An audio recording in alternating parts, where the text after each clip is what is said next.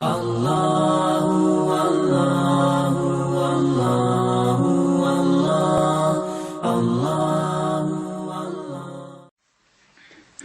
للہ وکفی وسلام علی عبادہ الذین اصطفی اما بعد اعوذ باللہ من الشیطان الرجیم بسم اللہ الرحمن الرحیم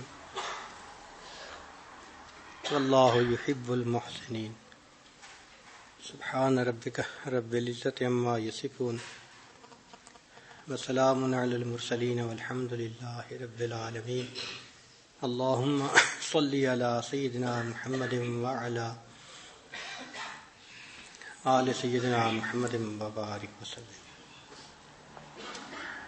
ہر انسان کے 5 لطائف ہیں عالم امر کے: قلب، روح، سر، خفی اور اخفا۔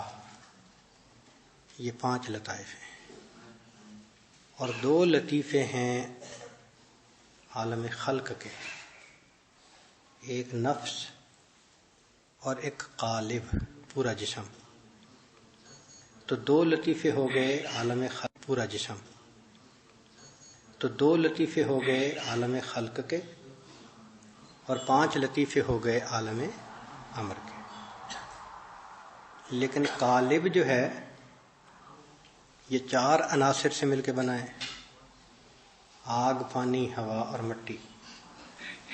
اگر ہر عنصر الگ لے لیا جائے تو عالم خلق کی بھی 5 چیزیں بن جائیں گی: نفس اور آگ، پانی، ہوا اور مٹی۔ تو 5 عالم خلق کی چیزیں، 5 عالم امر کی چیزیں۔ اور عجیب اللہ کی شان دیکھیں کہ عالم امر کے ہر لطیفے کو عالم خلق کے کسی نہ کسی لطیفے کے ساتھ مناسبت ہے۔ مثال کے طور پر قلب کی مناسبت نفس کے ساتھ ہے، قلب کی مناسبت کس کے ساتھ ہے؟ نفس کے ساتھ ہے۔ روح کی مناسبت ہوا کے ساتھ ہے، روح کی مناسبت ہوا کے ساتھ ہے۔ لطیفہ سر کی مناسبت پانی کے ساتھ ہے، اور لطیفہ خفی کی مناسبت آگ کے ساتھ ہے، اور لطیفہ اخفا کی مناسبت مٹی کے ساتھ ہے۔ تو عالم امر کے ہر لطیفے کو عالم خلق کے لطیفے یا عناصر کے ساتھ یا اجزاء کے ساتھ مناسبت ہے۔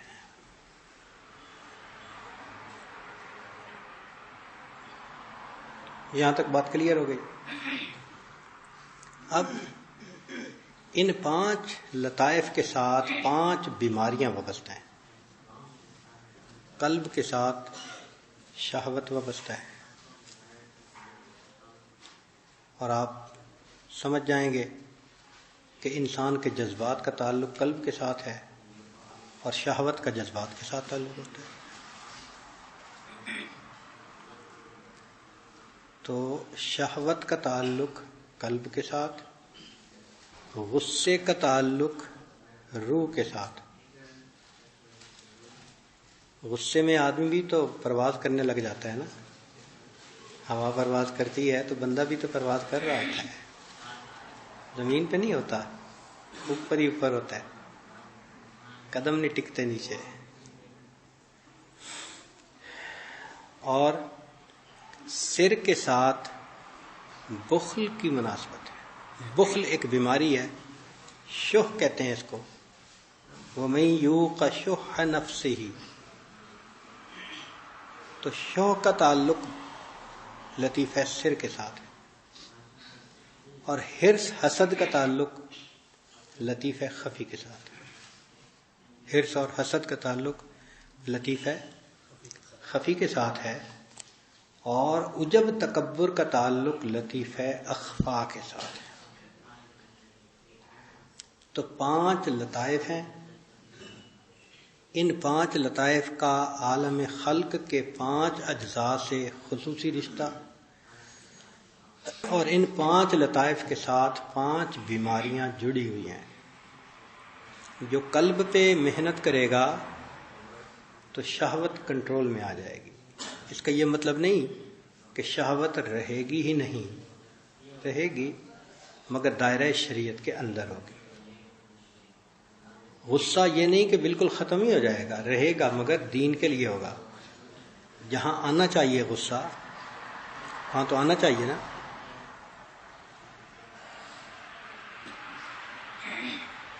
اور اگر غصے کی جگہ پہ غصہ نہ آئے تو انسان بغیرت ہوتا ہے. تو ایمانی غیرت کا تقاضا ہے. خدا کے فضل سے میاں بیوی دونوں مہذب ہیں. خدا کے فضل سے میاں بیوی دونوں مہذب ہیں. انہیں غصہ نہیں آتا، انہیں غیرت نہیں آتی.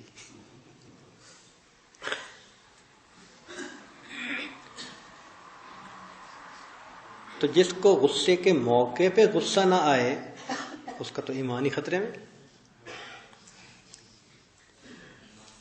تو شریعت کے دائرے کے اندر ہو غصہ.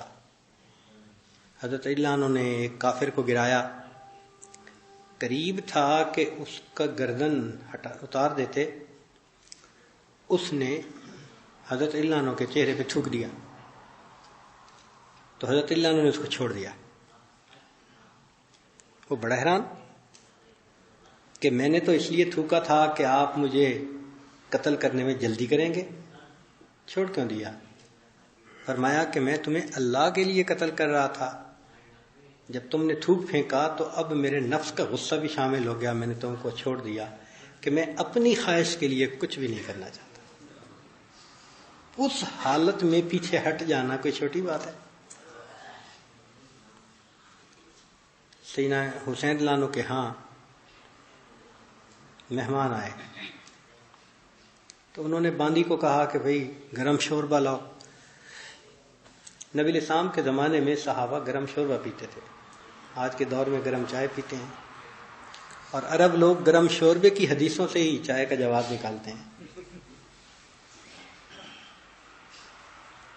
ویسے قیاس کو مانے نہ مانے، چائے کے بارے میں قیاس چل جاتا ہے کہ جس کو شوربے پہ قیاس کر لے. خیر،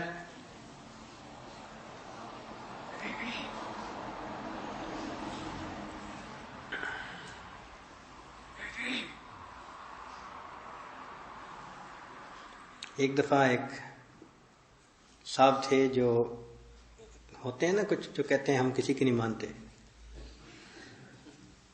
کسی کو نہیں مانتے. تو وہ بڑی دیر انہوں نے مجھے یہی سمجھانے کی کوشش کی کہ بس پڑھنا چاہیے قرآن اور خود عمل کرنا چاہیے. یہ مولویوں کے پیچھے کیوں لگے ہوتے ہیں لوگ، اور یہ اور وہ. لگا رہا. تو اللہ کی شان کہ تھوڑی دیر کے بعد صاحب خانہ چائے لے کے آ گئے. تو میں تو ویسے ہی نہیں پیتا، اس نعمت سے محروم ہوں قدرتاً، عادتاً نہیں پیتا.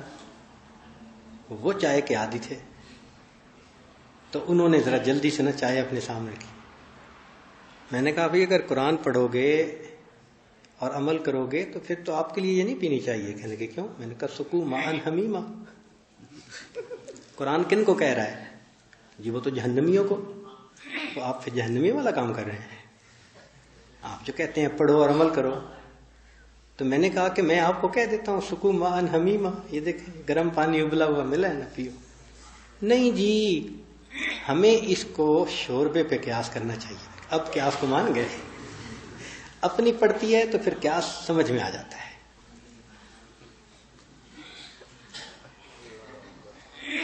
تو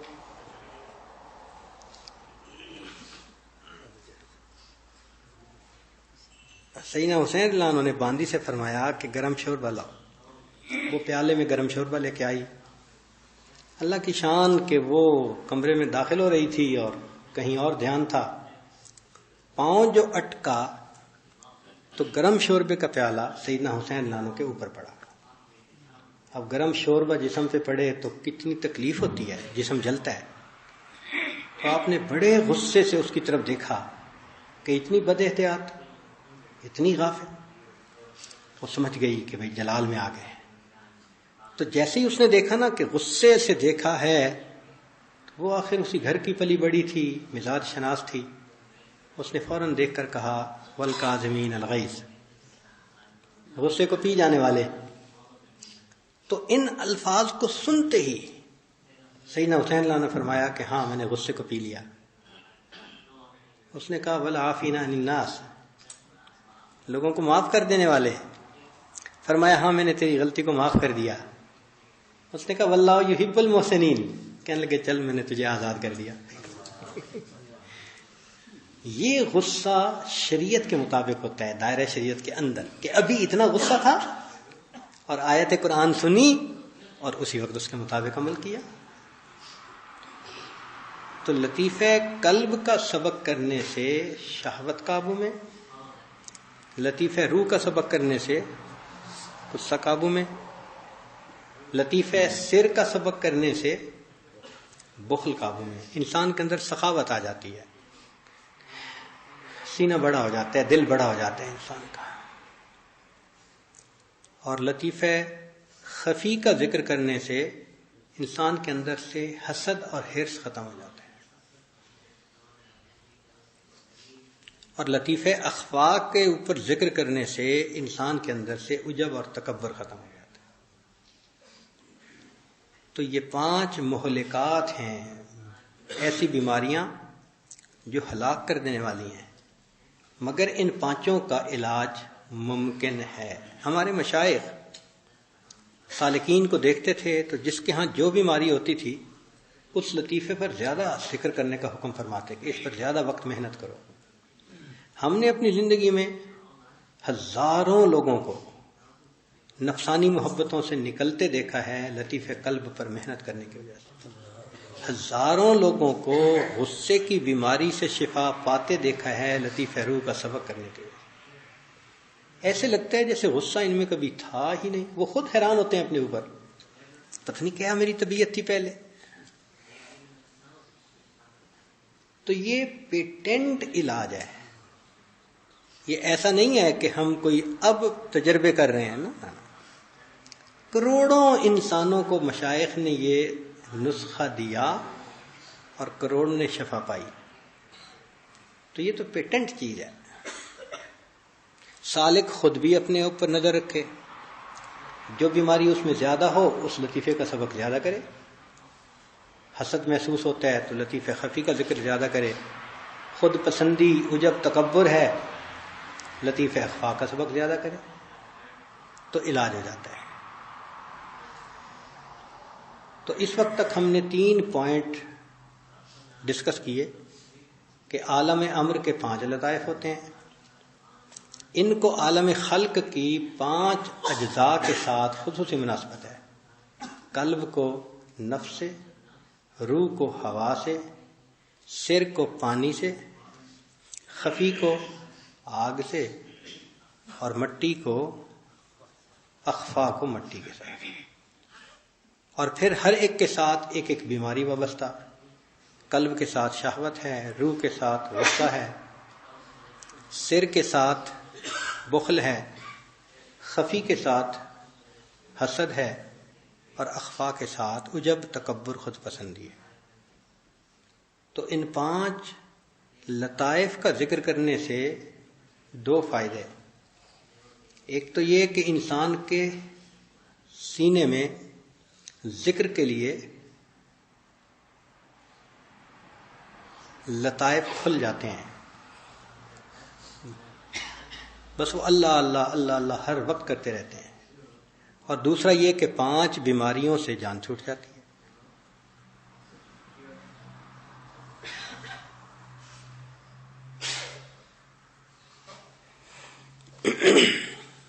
اب ایک بات اور کہ ہر لطیفے کو خاص تجلیات کی سیر ہوتی ہے. ہر لطیفے کو خاص تجلیات کی سیر ہوتی ہے. مثلا لطیفہ قلب کی جو مربی تجلیات ہیں ان کا نام ہے تجلیات افعال. لطیفہ قلب کی مربی تجلیات کا نام کیا ہے؟ تجلیات افعال. لطیفہ روح کی جو تجلیات ہیں ان کا نام ہے صفات ثبوتیہ. 8 صفات ہیں: سمع، بصر، کلام، ارادہ، علم، تکوین. تو یہ 8 بنتی ہیں. تو صفات ثبوتیہ کے ذریعے سے فیض ملتا ہے. لطیفہ سر کو شیونات کے ذریعے سے فیض ملتا ہے. لطیفہ خفی کو صفات سلبیہ کے ذریعے سے فیض ملتا ہے. اور لطیفہ اخفا کو ذات، صفات، شیونات سب کو جمع کریں تو اس کو کہتے ہیں شان جامع. تو اس کے ذریعے سے ملتا ہے. اس کی مثال یوں سمجھیں کہ روشنی دیکھنے میں تو سفید ہے مگر اس کے اندر 7 رنگ ہیں. وہ رنگ الگ الگ بھی کر سکتے ہیں. تو انسان کے لطیفہ اخفا پہ تو فل روشنی تمام رنگوں سمیت پڑ رہی ہے، اور باقی چیزوں پر کہیں شیونات کا رنگ ہے، کہیں صفات کا، کہیں فلاں کا، کہیں فلاں کا.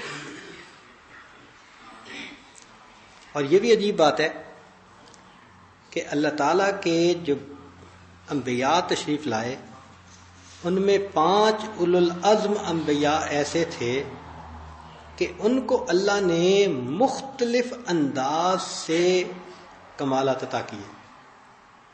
آدم علیہ السلام کو تجلیات افعالیہ سے فیض ملا. ابراہیم علیہ السلام اور نوح علیہ السلام ان کو تجلیات صفات ثبوتیہ کے ذریعے سے فیض ملا. موسیٰ علیہ السلام کو شیونات سے، عیسیٰ علیہ السلام کو صفات سلبیہ سے، اور نبی علیہ السلام کو شان جامع سے. یہاں تک بات کلیئر ہو گئی. اب یہ سوچیں کہ جس نبی علیہ السلام کو جس لطیفے کے ذریعے سے فیض ملا وہ لطیفہ ان کے زیر قدم کہلاتا ہے. کہ لطیفہ قلب آدم علیہ السلام کے زیر قدم، لطیفہ روح ابراہیم علیہ السلام کے زیر قدم، لطیفہ سر موسیٰ علیہ السلام، لطیفہ خفی عیسیٰ علیہ السلام، اور لطیفہ اخفا نبی علیہ السلام. اور یہ بھی عجیب بات ہے کہ اللہ کے جتنے بندے ہیں ان کے لطائف میں سے کوئی نہ کوئی ایک لطیفہ نسبتاً زیادہ واضح ہوتا ہے. کسی کا قلب واضح ہوگا، کسی کا روح، کسی کا سر، کسی کا خفی، کسی کا اخفا. تو جس کا جو لطیفہ زیادہ واضح ہو اس کا مشرب وہی کہلاتا ہے. مشرب کہتے ہیں جہاں سے انسان مشروب پیتا ہے، اس جگہ کو مشرب کہتے ہیں. تو اس کو چونکہ کمالات اس لطیفے کے ذریعے سے ملتے ہیں تو اس کا لطیفہ وہ ہوا. چنانچہ پہلے لطیفے والے کو آدمی المشرب، دوسرے والے کو ابراہیمی المشرب، تیسرے کو موسوی المشرب، چوتھے کو عیسوی المشرب، اور 5ویں کو محمدی المشرب کہتے ہیں. اس لیے دنیا کے ہر انسان کو ان 5 انبیاء میں سے کسی نہ کسی نبی علیہ السلام کے حالات سے زیادہ مشابہت ہوتی ہے.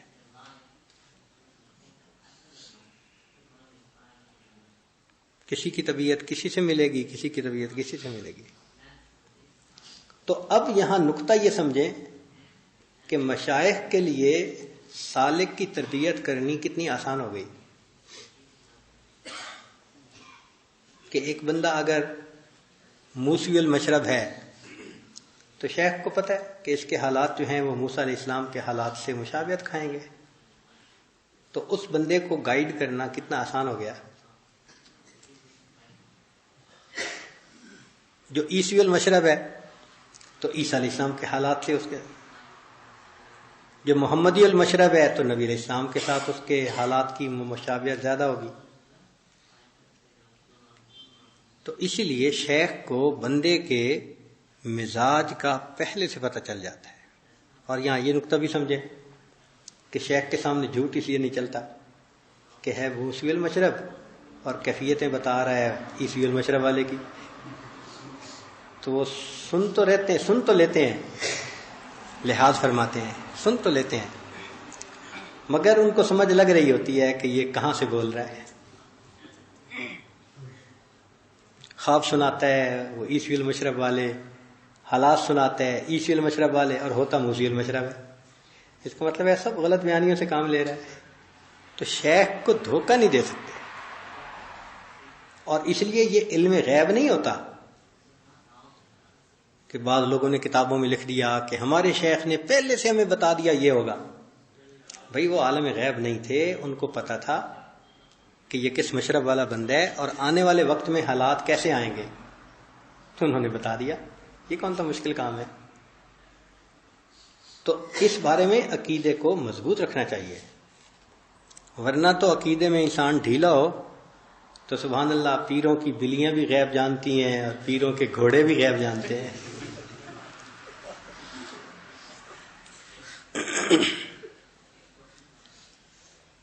تو غیب اللہ کی ذات کے پاس ہے, سمجھے نا.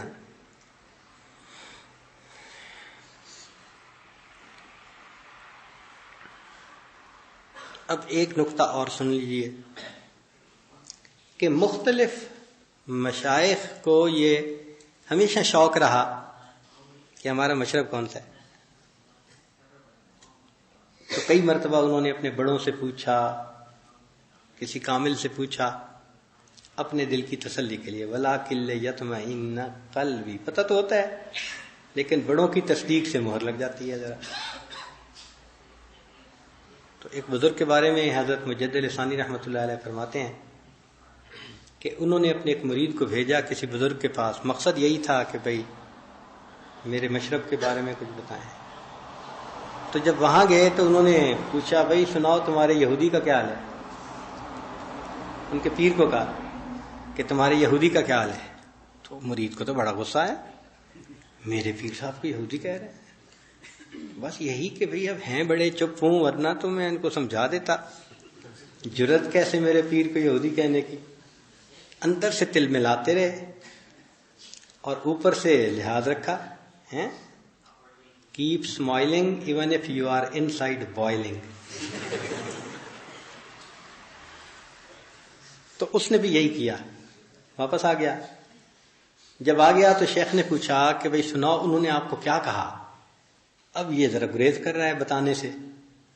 تو انہوں نے پوچھا نہیں بتاؤ, صحیح طرح سے بتاؤ, لفظ کیا استعمال. حضرت انہوں نے تو آپ کے بارے میں اتنا برا لفظ استعمال کیا کہ تمہارے یہودی کا کیا ہے. تو وہ شیخ بہت خوش ہوئے کہ الحمدللہ انہوں نے بتا دیا کہ میں موسوی المشرب انسان ہوں. تو زندگی کے حالات پھر اسی طریقہ سے انسان کے اوپر آتے رہتے ہیں.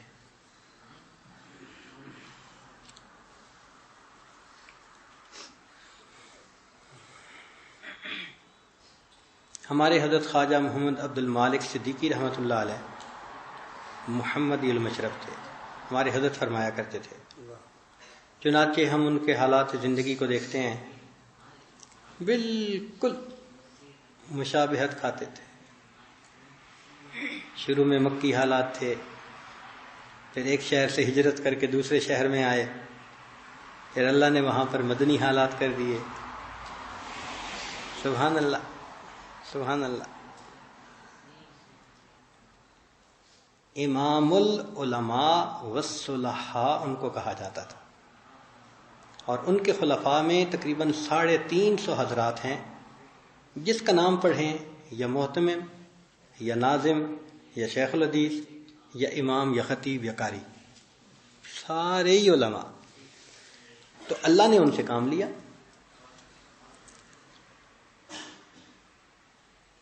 اس عاجز کے شیخ و مرشد حضرت خواجہ غلام حبیب رحمۃ اللہ علیہ, خود ایک مرتبہ انہوں نے فرمایا کہ طبعاً میں موسوی المشرب تھا, اور واقعی ہم نے حضرت کو دیکھا ہے، اونچا لمبا قد، چہرہ اتنا خوبصورت کہ ہمیشہ میں چہرے کو دیکھ کے پڑھتا تھا وَأَلْقَيْتُ عَلَيْكَ مَحَبَّةً مِّنِّي، ہمیشہ چہرے کو دیکھ کے پڑھتا تھا.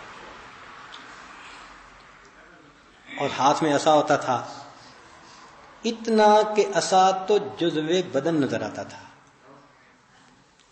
اور کلام کے ساتھ ایسی مناسبت کہ روزانہ کی گفتگو میں جو اہل خانہ سے کرتے تھے یا لوگوں سے، تقریباً 3 پارے کے بقدر قرآن کی تلاوت ہو جاتی تھی. اتنی آیتیں پڑھتے تھے.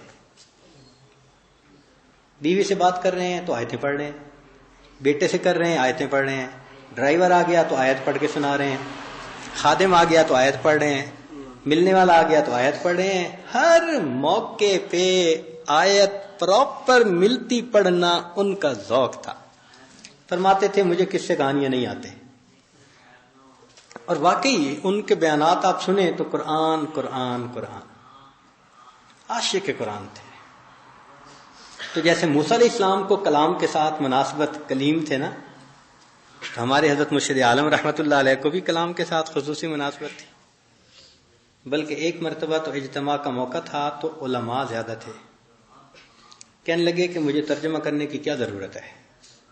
ایک آیت پڑھتے، پھر مناسبت کی دوسری آیت پڑھتے، پھر تیسری آیت پڑھتے، پھر چوتھی آیت پڑھتے. عجیب رنگ دیکھا ہم نے اس دن.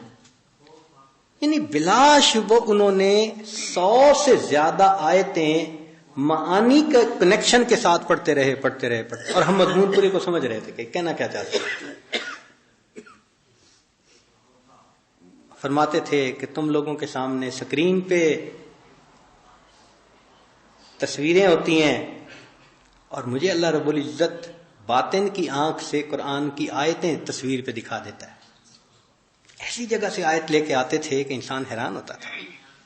بہت ذوق تھا قرآن کا، اس لیے ان کا درس قرآن بڑا مشہور تھا. روزانہ فجر کے بعد درس قرآن پکا، اور ایسا روب ہوتا تھا یا اللہ، چڑیا کو پر مارنے کی گنجائش نہیں ہوتی تھی.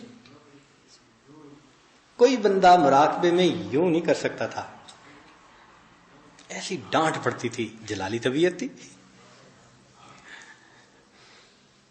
سگا بیٹا سامنے ہوتا ڈانٹتے تھے ٹکا کے. تو جلالی تھے اور ایسے سب کو درس قرآن میں ایک نظر کے ساتھ کنٹرول کرتے تھے پورے مجمع کو.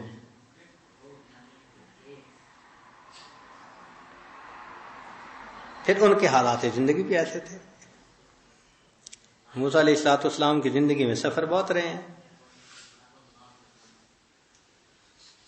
تو ہمارے حضرت رحمۃ اللہ علیہ کی پیدائش کسی بستی میں تھی، اور پھر بچپن سے ہی ماشاءاللہ، جیسے ادھر ماں نے دریا میں ڈال دیا تھا، ادھر ماں باپ نے تعلیم میں ڈال دیا تو نکل پڑے، علم کے دریا میں پڑ گئے، اور پھر سیٹل کسی دوسری جگہ ہوئے. اور پھر وہاں ماشاءاللہ جو کام کیا انہوں نے، سبحان اللہ، بہت ہی اعلیٰ. مگر ایک خاص بات ہے کہ ان سب میں سے جو سب سے اعلیٰ مشرب ہے وہ محمدی المشرب ہے، کیونکہ نبی علیہ الصلوۃ والسلام کے حالات سے مشابہت مماثلت سب سے اعلیٰ ہے. تو حضرت مجدد ثانی رحمۃ اللہ نے لکھا ہے کہ اگر شیخ محمدی المشرب خود ہو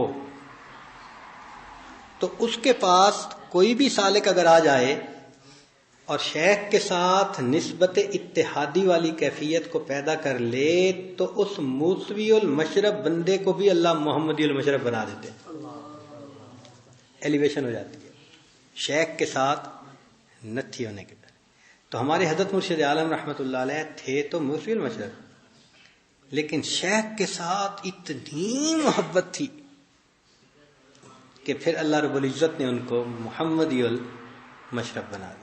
اتنے حلیم و کریم ہو گئے تھے. اللہ تو ہم نے 2 in 1 دیکھا ہے، جمال بھی دیکھا ہے اور جلال بھی دیکھا ہے.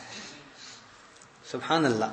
آخری عمر میں تو پھر محمدی المشرب کے جو آثار تھے وہ بہت غالب آ گئے تھے. تو یہ بھی ہوتا ہے. اب یہاں پر ایک اور بات کہ پہلے زمانے میں مشائخ جب کسی کو دیکھتے تھے کہ یہ محمدی المشرب ہے تو شیخ ہونے کے باوجود پھر اس سے بیعت کیا کرتے تھے. کیوں؟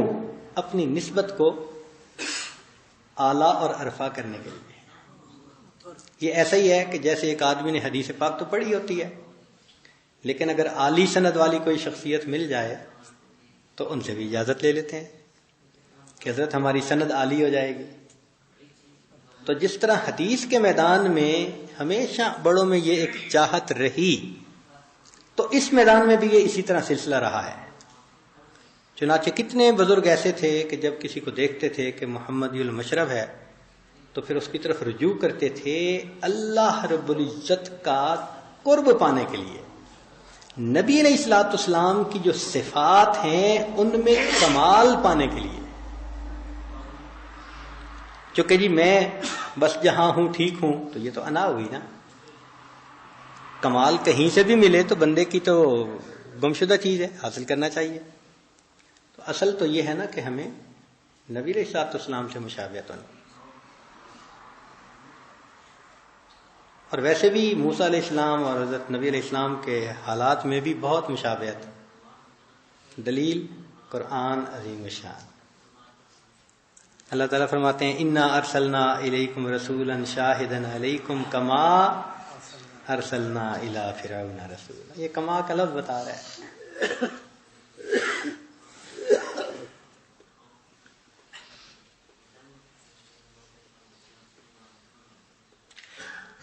ایک بات اور کہ چونکہ نقشبندیہ سلسلہ میں کمالات نبوت غالب ہیں تو نقشبندی سالکین کا محمدی المشرب بننا نسبتاً آسان ہے. چونکہ کمالات جو وہی ہیں تو ان کمالات سے جو پروڈکٹ بنے گا تو وہ اسی طرح کا بنے گا.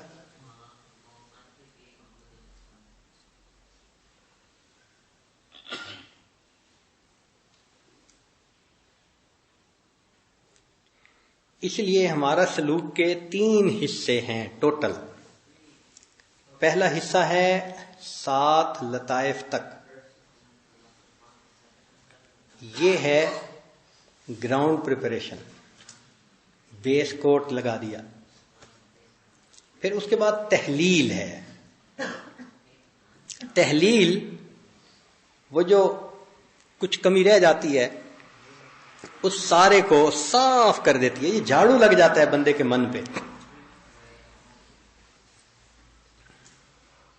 جھاڑو پھر جاتا ہے، باطن کی صفائی ہو جاتی ہے.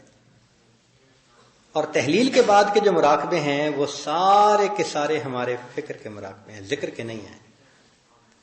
اس لیے پہلے لطیفے قلب پہ اللہ اللہ کرو، روح پہ کرو، سر خفی اخفا سب پہ کرو. لیکن جب یہی لطائف مشاربات میں آتے ہیں تو اللہ اللہ کا ذکر نہیں ہوتا، صرف حصول فیض ہوتا ہے.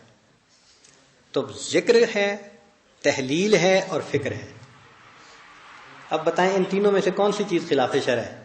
ذکر خلاف شرع ہے، تحلیل خلاف شرع ہے، یا فکر خلاف شرع ہے؟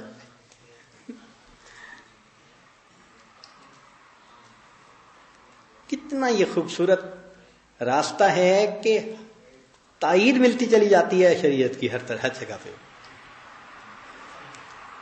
تو پہلے اسباق میں ذکر کے راستے سے بندے کے اندر کمال آتے ہیں، پھر تحلیل لا الہ الا اللہ کے ذکر سے کمال آتے ہیں، اور پھر اس کے بعد فکر سے.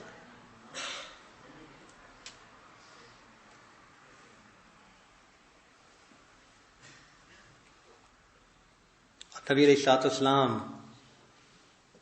متفکر رہتے تھے، متواصل الحزن.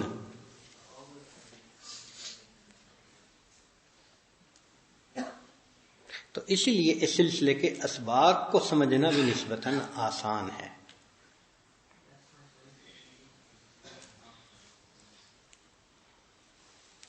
اب ایک نقطہ اور آخری کہ اللہ تعالیٰ نے اس دنیا میں 3 مرکز بنائے ہیں. ایک بیت اللہ کو مرکز بنایا، ایک بیت المقدس کو بنایا، اور ایک کوثور کو بنایا. بیت اللہ کو بنایا کہ وہاں پر تجلیات ذات ہیں، اس لیے وہ بڑا حرم، 1,00,000 نمازوں کا ثواب. اور دوسرا بنایا بیت المقدس کو، وہ اس سے چھوٹا حرم، اس میں 50,000 کا ثواب، اس لیے کہ وہاں پر تجلیات صفات ہیں.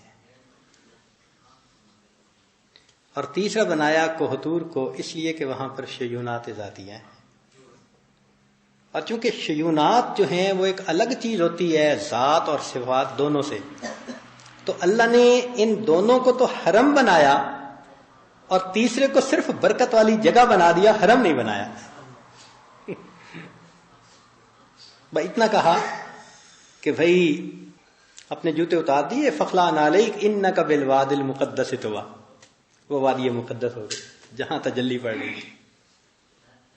لیکن جیسے بیت المقدس اور بیت اللہ کو مستقل حرم کی حدود عطا فرمائی، وہ وہاں نہیں عطا کی، شیونات تھے.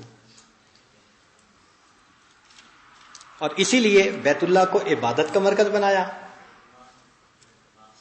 بیت اللہ کو عبادت کا مرکز بنایا، بیت المقدس کو سیاست کا مرکز بنایا، اور بلاد شام کو قوت کا مرکز بنایا. اسی دیکھیں کہ حضرت علی اللہ عنہ نے کوفہ کو مرکز بنایا تھا، حضرت عمر اللہ عنہ نے کوفہ کو مرکز بنایا، مدینہ کو نہیں بنایا، اس لیے کہ وہ جانتے تھے کہ مدینہ اور مکہ یہ لڑائی کی جگہ نہیں ہے، یہ تو بلدن آمنہ ہے، یہ تو عبادت کا مرکز ہے، اور عبادت کے مرکز میں تو لڑائیاں نہیں نہ ہوتی.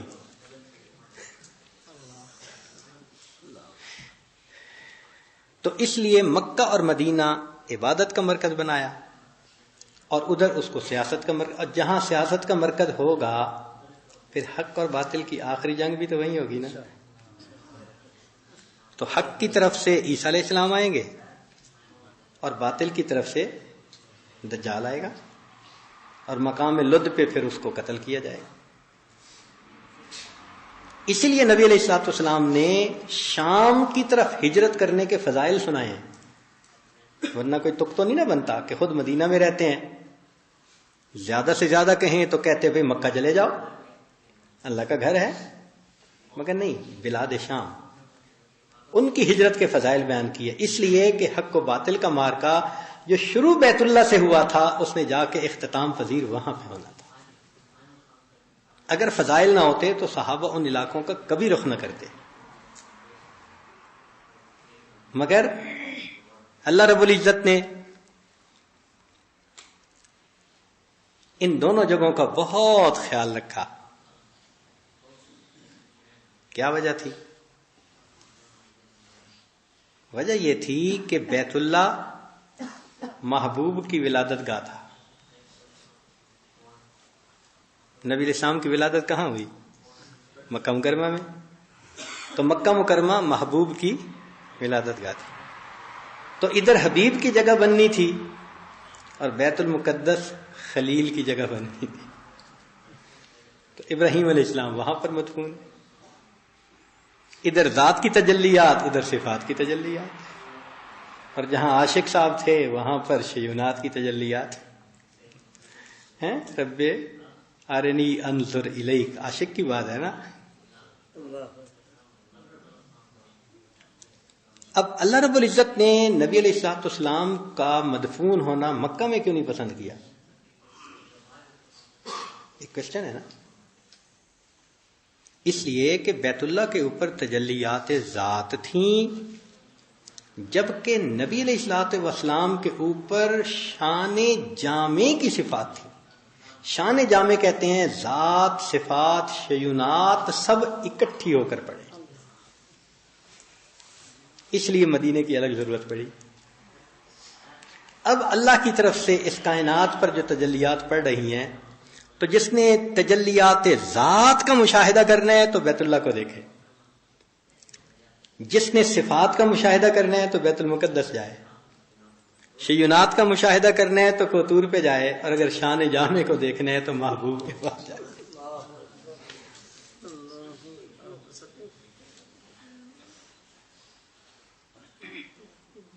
اس لیے پھر کہا کہ یہ تو کعبے کا کعبہ ہے۔ لوگوں نے جو کہا تو اس لیے کہا نا۔ اکابر علماء دیوبند کا عقیدہ یہ ہے کہ اللہ کے پیارے حبیب صلی اللہ علیہ وسلم جس جگہ پر آرام فرما رہے ہیں، آپ کے جسم اطہر سے جو مٹی لگ رہی ہے وہ مٹی عرش معلی سے بھی افضل ہے۔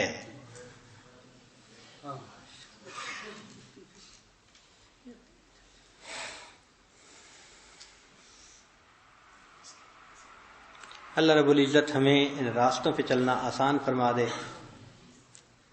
آپ محنت کریں گے تو پھر اس کے عقدے خود بخود حل ہوتے جائیں گے۔ اور جن حضرات کو اجازت ہے وہ مکتوبات کا اگر مطالعہ کرنا شروع کر دیں، مکتوبات معصومیہ، مکتوبات مجددیہ، تو بنیاد تو اب ان کی بن گئی۔ تو جب بنیاد بن جائے تو آگے باتیں سمجھ میں آنی نسبتاً آسان ہوتی ہیں، اور جو مشکل ہوں وہ کسی وقت حل بھی کروا سکتے ہیں، اور اللہ کی طرف رجوع کریں گے تو اللہ ہی اس کو حل کر دیں گے۔ ویسے یفسر بعدہ بعدا، جیسے قرآن مجید کی صفت ہے نا، مکتوبات کی بھی صفت یہی ہے۔ ایک جگہ پر اگر ایک مضمون بہت مشکل ہے نا، اسی مضمون کو کسی دوسری جگہ بہت آسان انداز میں بھی انہوں نے لکھا ہے۔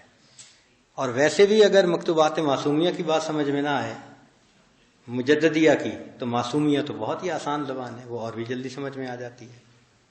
مگر ان مکتوبات کے پڑھنے سے انسان گمراہ نہیں ہوتا، اس کو صحیح سلوک کا پتہ چلتا رہتا ہے کہ صحیح سلوک کیا ہے، کیونکہ اس راستے میں یہ اندھا دھند راستہ ہے، کچھ پتہ نہیں کیا دیکھ رہے ہیں۔ بھائی بستامی رحمۃ اللہ علیہ کے سامنے 20 سال تک ایک نور ظاہر ہوتا تھا اور وہ سجدہ کرتے تھے، سمجھتے تھے کہ اللہ کی تجلی ہو رہی ہے تو فوراً سجدے میں پڑ جاتے تھے۔ 20 سال کے بعد اللہ کی طرف سے کرم ہوا تو اللہ نے الہام فرمایا کہ میرے پیارے، جس کو تو سجدہ کر رہا ہے یہ تیرے رب کی تجلی نہیں، یہ تیری روح کا نور تیرے سامنے منکشف ہو رہا ہے۔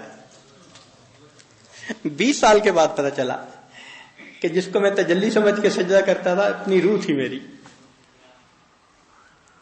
تو اس راستے میں پھر اللہ کی رحمت کی بہت ضرورت ہوتی ہے۔ تو اکابر کی یہ جو تحریریں ہیں یہ پھر انسان کو بچا کے رکھتی ہیں سیدھے راستے کے اوپر۔ تو لطائف کے بارے میں یہ بنیادی چند باتیں تھیں، یہ آپ کے سامنے اس عاجز نے بیان کی۔ کل سے انشاءاللہ ہم نماز کے اوپر بات کرنا شروع کریں گے۔ شروع میں سوچا تو ہم نے نماز ہی کے بارے میں تھا، جو شروع میں پلاننگ تھی ذہن میں وہ یہ تھا کہ ہم ان مجالس میں نماز کے بارے میں، لیکن پھر بعض دوستوں نے یہ کہا کہ یہ جب لطائف کا ہی نہیں پتہ ہوگا تو نماز کا پتہ کیا چلے گا، تو کچھ تو بنیاد بھی بنا دیں کہ سمجھ میں آنی شروع ہو جائے بات۔ تو اس لیے یہ ابتدا کی کچھ باتیں کی، لیکن مقصود تصوف و سلوک کا مقام احسان کا حاصل کرنا، ان تعبد اللہ کانک تراہ، کیونکہ مقصود وہ ہے۔ تو اس لیے کل سے ہم نماز کیسی ہونی چاہیے، ہمارے بزرگوں نے نماز کے کمالات کیا بیان کیے، کل کی مجلس انشاءاللہ اس بارے میں ہوگی۔ جزاکم اللہ وحسن الجزاء، سبحانک اللہم وبحمدک، اشہد ان لا الہ الا انت، استغفرک۔